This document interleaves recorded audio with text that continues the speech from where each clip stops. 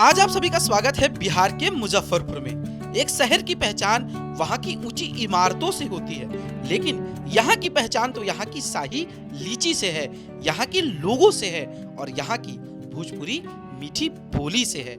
यहीं पे तो विराजते हैं गरीबों के नाथ बाबा गरीबनाथ, माता छिन्नमस्तिका और माता अन्नपूर्णा। तो आइए आप सभी के साथ एक्सप्लोर करते हैं पूरा का पूरा मुजफ्फरपुर शहर। जय श्री राम, मैं हूं आप सभी के साथ करुणानिधान पांडे और आज आपको हम लेके आ पहुंचे हैं बिहार के मुजफ्फरपुर शहर में। अगर आप भी आ रहे हो मुजफ्फरपुर बिहार के तो कहां कहां घूमो, किस प्रकार से घूमो, सारी जानकारी देने वाले हैं। पूरे वीडियो में बने रहिएगा। इस वीडियो को आप सभी कहां से देख रहे हो कमेंट करके बताना बिल्कुल भी मत भूलिएगा। तो आइए एक्सप्लोर करते हैं बिहार का एक खूबसूरत शहर मुजफ्फरपुर। मुजफ्फरपुर में सबसे पहला जो दर्शन आपको करना है ना, और यात्रा की जो शुरुआत करनी है वो करना है गरीब स्थान से। और ऐसा मान्यता है यह शिव जी का बहुत दिव्य मंदिर का प्रांगण होता है। और ऐसे में हम भी पहुंच चुके हैं महादेव के दर्शन के लिए और इस यात्रा की शुरुआत करेंगे आपको महादेव के दर्शन के साथ। यहाँ पर आने के लिए आपको मुजफ्फरपुर जंक्शन से लगभग 40 रुपये या 30 रुपये भुगतान करने पड़ सकते हैं मंदिर के प्रांगण में आने के लिए प्रत्येक व्यक्ति को। चलिए आप मंदिर के प्रांगण की ओर लेकर चलते हैं और आपको बताते हैं कि मंदिर का दृश्य यहाँ पर किस प्रकार से है और कैसे यहाँ पर हमारे भूत भवन भोलेनाथ विराजमान है इस गरीबनाथ मंदिर के प्रांगण में। तो आखिरकार गरीबनाथ मंदिर के प्रांगण में हम प्रवेश कर रहे हैं और यहाँ का जो मार्केट का इलाका है वास्तव में एक तरह से बहुत यूनिक है। तो यहाँ पर कुछ इस प्रकार से प्रसाद लेने के बाद और भगवान भूत भावल भोलेनाथ के लिए भांग धतूर मदार इत्यादि लेने के बाद आप मंदिर के प्रांगण में प्रवेश करना और चलते हैं भगवान भूत भवन का दर्शन करते हैं। और कुछ इस प्रकार का जल, लोटे में जल, भांग धतूर, बिलपत्र और इत्यादि सब कुछ आपको मिलेंगे यहाँ महादेव को चढ़ाने के लिए, महादेव को अर्पण करने के लिए और महादेव को प्रसन्न करने के लिए। और कहते हैं ना, त्रिदलम त्रिगुणाकारम त्रिनेत्रम च त्रियाजुधम त्रिजन्म पाप संहारम एक विल्वम शिवार्पणम। अगर महादेव को एक बिल्वपत्र अगर प्रेम से अर्पण कर दिया जाए तो तीनों जन्म का पाप जो है वो नष्ट हो जाता है। तो चलिए महादेव के मंदिर के प्रांगण में प्रवेश करते हैं, महादेव का दर्शन करते हैं और बताते हैं आपको मंदिर का संपूर्ण इतिहास। इस प्रकार का महादेव का मंदिर का प्रांगण आपको नजर आ जाएगा जो बहुत दिव्य है और तमाम श्रद्धालु मंदिर के प्रांगण में आपको दृष्टिगत भी होंगे। कहीं ना कहीं आप इसको देख पा रहे होंगे और इसका दृश्य देखकर आप अंदाज़ा लगा सकते हो किस प्रकार का दृश्य मंदिर के प्रांगण का हो सकता है। ये नॉर्मल डे में इतना ज़्यादा भीड़ मंदिर के प्रांगण में आपको देखने को मिलेगा। यानी कि जब भी आप मुजफ्फरपुर शहर में घूमने के लिए आओ तो ज़रूर से ज़रूर इस गरीबनाथ बाबा का दर्शन आपको जरूर करना चाहिए। वहाँ पर हम महादेव के पहले लेके चले, उसके पहले आपको मंदिर का और परिसर का चारों तरफ का इलाका आपको दिखा दूं किस प्रकार से है। जब श्रावण के समय में बहुत ज़्यादा भीड़ हो जाती है ना, अब तो श्रावण मास प्रारंभ भी होने वाला है, तो ऐसे में मंदिर की भक्तों की संख्या बहुत ज़्यादा हो जाता है। और यहाँ पर ये जो कुएं का जल है, यही कुएं का जल जो है महादेव को अर्पण किया जाता है और कुछ इस प्रकार से सेवक लोग लगे रहते हैं जो आपको जल देते हैं महादेव को चढ़ाने के लिए। तो ये अपने आप में बहुत विशेष है और ये इस प्रकार से देख सकते हैं किस प्रकार से ये जल जो है महादेव को अर्पण किया जाएगा और ये जल सीधे कुएं से निकाल करके महादेव को अर्पण किया जाता है। तो ये में बहुत दिव्य है और कुछ इस प्रकार के सभी लोग नजर लगे हुए हैं जो स्क्रीन पर आपको नजर आ पा रहे होंगे, जो सभी लोग इस प्रकार से महादेव को आज कुएं से जल लेकर के अर्पण करते हैं इधर महादेव गरीबनाथ को। चलिए अब मंदिर के प्रांगण में आपको लेके चलते हैं, दर्शन कराते हैं श्री गरीबनाथ का। और ये पूरा का पूरा जो मंदिर का स्थल आप देख रहे हैं, हर एक मंदिर के प्रांगण में अलग अलग पूजन पद्धति के अनुसार अलग अलग चीज़ें आपको देखने को मिल जाएंगी। जैसे कि सत्संग हवन, द्वादश ज्योतिर्लिंग भवन ऊपर की तरफ है जहाँ पर तमाम पूजन पाठ इत्यादि होता है। इसके नीचे आप देखेंगे श्री सत्यनारायण पूजन स्थल है जहाँ प्रत्येक दिन श्री सत्यनारायण पूजन, श्री राम दरबार, शिव अन्नपूर्णा पूजन इत्यादि इस बिल्डिंग पे होता है। तो जिनको जो मन्नतें होती हैं उसके अकॉर्डिंग सभी लोग अपना पूजन पाठ इत्यादि करते हैं। और यहाँ पर आपको एक बट वृक्ष भी देखने को मिल जाएगा जो ऐसा प्रतीत होता है कि बहुत ज़्यादा प्राचीन है। तो चलिए अब महादेव की तरफ लेके चलते हैं, आपको दर्शन कराते हैं। तो अभी हमारे साथ मौजूद हैं गरीबनाथ महादेव मंदिर के मुख्य पुजारी श्री विनय पाठक जी। तो श्री विनय पाठक जी से हम जानकारी लेंगे महादेव के बारे में, किस प्रकार से यहाँ पर महादेव विराजमान है, क्या इनकी महिमा है और क्यों लोग यहाँ दर्शन कर और पूजन करने आते हैं। जी हर हर महादेव। महाराज जी, क्या है गरीबनाथ महादेव की मान्यताएं, क्यों लोग यहाँ दर्शन करने आते हैं, इसके पीछे की क्या कहानी है? ये लगभग 300 साल पुरानी मंदिर है जी। और पहले 7 पीपल के पीछे जंगल था। पहले ये एक ब्राह्मण का था, जमींदार, तो उन्होंने अंग्रेजों का टैक्स देना बंद कर दिया, जिसका ऑक्शन किया गया, एक मरवाड़ी परिवार करता था।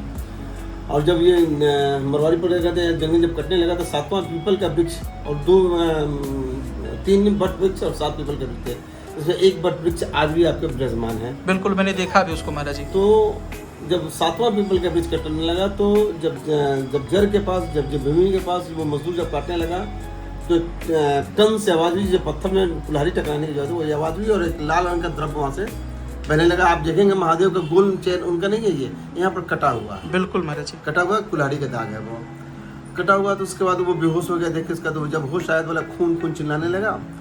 तो जो उस समय गए थे शिवदत्त राय जी, वो आए और देखे जब भाई ये लाल रंग का द्रव्य, तो फिर रुके छोड़ दो इस काम को।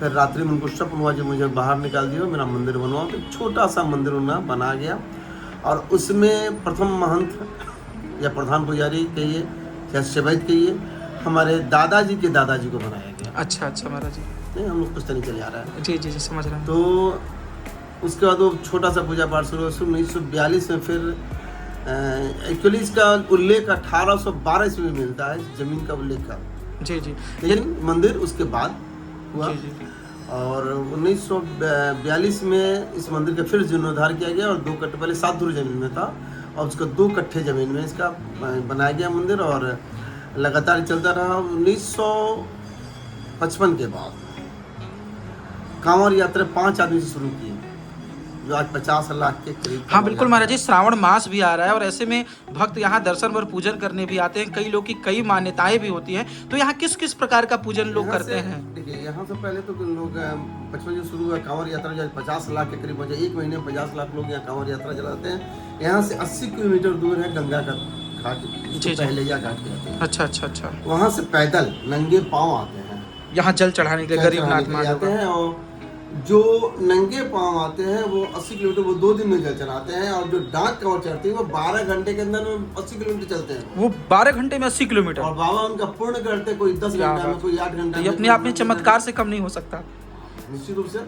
और वो जल चढ़ाते ही सावन की महिमा हो गई। उसके बाद इसी बीच में 1962 के आसपास एक भक्त की मनोकामना पूर्ण हो गई। जी, जी। और जब भक्त की मनोकामना तो उनको उसने ही इनका नाम के नामांकन, पहले शिव मंदिर था, जी, जी। नामांकन किया गरीबों के नाथ बाबा गरीबनाथ। एक लंबी सी कहानी, अगर कहेंगे 2 घंटे की कहानी होगी। मैं इसको शॉर्ट कर रहा हूँ। उस भक्त का नाम दिया हुआ गरीबों का नाथ गरीबनाथ, इसके नाम गरीबनाथ पड़ा। लोग समझता है ये मुसलमान है, नहीं, ये स्वतः बाबा गरीबनाथ है। जी जी, और इनके यहाँ का सबसे बड़ा पूजन होता है सत्यनारायण पूजन, हमारे यहाँ सबसे ज्यादा होता है, जो पूरे भारत में इतनी सत्यनारायण पूजन कहीं नहीं था। आप औसतन निकालेंगे तो औसतन 200 पूजा प्रतिदिन हमारे यहाँ होता है। सत्यनारायण भगवान जो है पूरे भारत में किसी मंदिर में इतनी पूजा नहीं होती है। उसका मुंडन होती है, विवाह होता है, गाली पूजा होती है, विभिन्न प्रकार की अनुष्ठान सब होता रहता है, रुद्राभिषेक होता है, और उसी से मंदिर चलता है। मंदिर की कोई अचल संपत्ति नहीं है, सब चल संपत्ति है। उसी बाबा के चढ़ावा से एक धर्मशाला है जो गरीबों के लिए रहता है। उसके बाद 2 डॉक्टर बैठते हैं, एक आयुर्वेद के, एक होम्योपैथ के। उसके बाद एक डे केयर सेंटर है, बुजुर्गों के लिए चलता रहता है। यहाँ से दादा है, वहाँ पे वहाँ बगीचा है। तो सारी के सारे चढ़ावे मंदिर के में जो भी दान डोनेशन इत्यादि होता है सब उससे चलता है। तो बहुत बहुत धन्यवाद महाराज जी। और हमारे साथ पाठक पुजारी जी थे जिन्होंने बहुत बढ़िया तरीके से जानकारी दी। इसके लिए हर हर महादेव महाराज जी, बहुत बहुत धन्यवाद। इस स्थान से जाते समय आपको देवी मंदिर के रास्ते में ही साव जी का पोखर देखने को मिलेगा, जिसकी दिव्यता और भव्यता आप देख लीजिए, बहुत दिव्य है, अलौकिक है। अगर आप यहाँ पर आ रहे हैं तो अपना क्वालिटी टाइम यहाँ पर आप भी स्पेंड कर सकते हो। साथ ही साथ सामने की तरफ आपको एक दिव्य मंदिर का प्रांगण भी देखने को मिलेगा, जो वास्तव में बहुत दिव्य है। और मुजफ्फरपुर के प्रांगण में इस प्रकार का दृश्य देखकर मानो मंत्र मुग्ध करने वाला हो। और यह देखने के बाद वास्तव में बता रहे बहुत आनंद आ गया इस मुजफ्फरपुर की इस यात्रा में। और यहाँ पर आप दिव्यता के साथ, भव्यता के साथ यह मंदिर का प्रांगण भी देख पा रहे होंगे, स्क्रीन पर आपको नजर आ रहा होगा, जो कि ये पोखर के मंदिर के प्रांगण में ही है, जो बहुत दुर्लभ है, दिव्य है। अगर आप भी जा रहे हैं तो यहाँ आपको चलकर जरूर आना चाहिए। और इस सरोवर में आपको बतख, हंस इत्यादि भी देखने को मिल जाएंगे, जो आपको सरोवर के प्रांगण में तैरते हुए भी दृष्टिगत होंगे।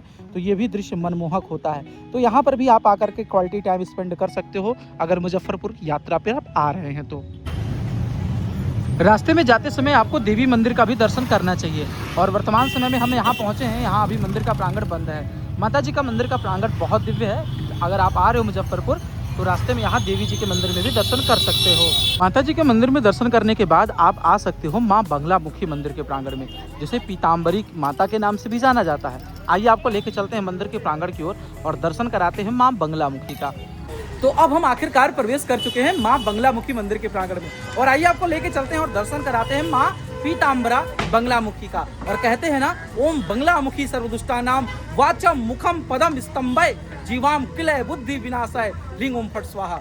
ऐसी है माँ बंगलामुखी जो शत्रुओं का नाश करती हैं, सभी जगह विजय प्रदान करती हैं। तो यहाँ पर भी आपको बंगलामुखी माता के मंदिर के प्रांगण में दर्शन जरूर करना चाहिए। तो चलिए मंदिर के प्रांगण में लेके चलते हैं और दर्शन कराते हैं माँ बंगलामुखी का। मंदिर के प्रांगण में प्रवेश करते ही कुछ इस प्रकार की आपको शॉप देखने को मिल जाएंगे, जहां पर आप फूल प्रसाद इत्यादि ले सकते हैं, जो यहाँ पर आपको सामने स्क्रीन पर नज़र आ रहा होगा। यहाँ पर कई दुकानें आपको नज़र आ जाएंगी मंदिर के प्रांगण में जैसे प्रवेश करेंगे। साथ ही साथ माँ बंगलामुखी को पीले वस्त्र, पीले फूल, पीले फल इत्यादि जो है मीठे इत्यादि चढ़ाए जाते हैं मंदिर के प्रांगण में। और तमाम श्रद्धालु जो बंगलामुखी मंदिर के प्रांगण में दर्शन व पूजन करने आते हैं वो लोग यहाँ पर आपको दृष्टिगत हो पाएंगे। जय श्री राम। और इस प्रकार का दृश्य आपको यहाँ माँ बंगलामुखी मंदिर के प्रांगण में देखने को मिल जाएगा। और चारों तरफ से माँ पीताम्बरा माता के मंदिर के प्रांगण में दिव्य अद्भुत क्षण आपको देखने को मिलेगा। चलिए मंदिर के प्रांगण की ओर लेके चलते हैं और आपको दर्शन कराते हैं माँ पीताम्बरा का। प्रकार का आपको मंदिर का और आपको बंगलामुखी का दिव्य दर्शन होगा। और कहते हैं ना, माँ त्रिपुरा सुंदरी बंगलामुखी का दिव्य दर्शन करने मात्र से सारी की सारी मनोकामनाएं व्यक्तियों की पूर्ण होती हैं। और ऐसे में यहाँ पर बंगलामुखी माँ दिव्यता के साथ भव्य रूप के साथ यहाँ पर आपको दृष्टिगत हो जाएंगी। अगर आप भी आ रहे हैं मुजफ्फरपुर तो माँ बंगलामुखी का दर्शन जरूर करिएगा, जो अपने आप में बहुत दिव्य है, अद्भुत है, अकल्पनीय है, अविश्वसनीय है। माता जी का मंदिर है, दिव्य है, अद्भुत है।